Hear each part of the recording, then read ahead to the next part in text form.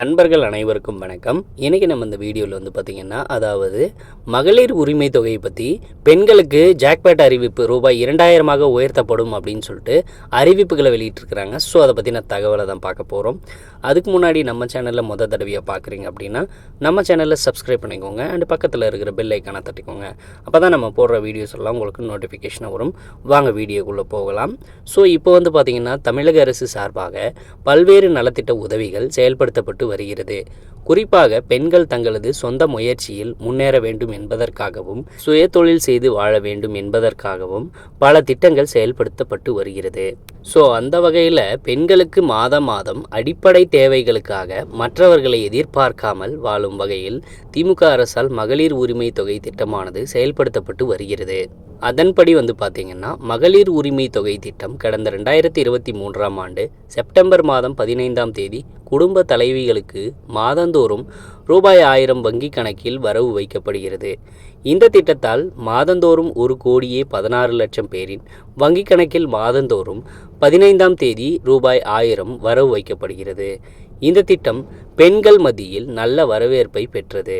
மட்டுமல்லாமல் அதாவது திமுகவின் செல்வாக்கு உயர்ந்துள்ளதாகவே கூறப்படுகிறது. இதன் காரணமாக நாடாளுமன்ற தேர்தலில் திமுக கூட்டணி மாபெரும் வெற்றி பெற்றது. ஆகையால் தமிழ்நாட்டை பின்பற்றி கர்நாடகா, சத்தீஸ்கர், மகாராஷ்டிரா உள்ளிட்ட இந்த திட்டம் செயல்படுத்தப்பட்டு வருகிறது. அவ்வப்போது மகளிர் உரிமை தொகையான புதிய அப்டேட்டுகள் வந்த வண்ணம் உள்ளன. அந்த வகையில் தற்போது திட்டத்தை விரிவாக்க செய்ய வேண்டும் என தொடர்ந்து கோரிக்கைகள் எழுந்துள்ளது. இந்த திட்டத்தில் விதிக்கப்பட்ட விதிமுறைகள் தளர்த்த வேண்டும் என்று 1000 ரூபாய் வழங்குவதை ரூபாய் 2000 அதிகரிக்க வேண்டும் என வலியுறுத்தப்பட்டு வருகிறது. ஸோ பார்த்தீங்கன்னா இந்த நிலையில் தமிழகத்தில் சட்டமன்ற தேர்தலுக்கு இன்னும் 1 ஆண்டுகள் மட்டுமே உள்ள நிலையில் மகளிர் உரிமை தொகை தொடர்பாக சூப்பரான அறிவிப்பு விரைவில் வெளியாகும் என தகவல் வெளியாகியுள்ளது.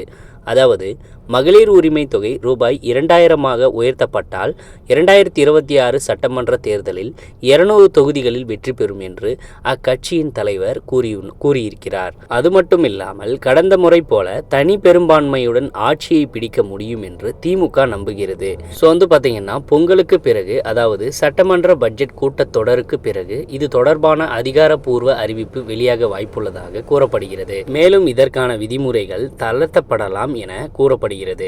ஸோ கண்டிப்பாக பார்த்தீங்கன்னா இந்த அப்டேட் உங்களுக்கு பயனுள்ளதாக இருக்கும் நம்புகிறோம். உடனுக்குடன் நம்மளுடைய அப்டேட்ஸை தெரிஞ்சுக்கணும் அப்படின்னா நம்ம சேனலோடு தொடர்ந்து இணைந்திருங்கள். நன்றி, வணக்கம்.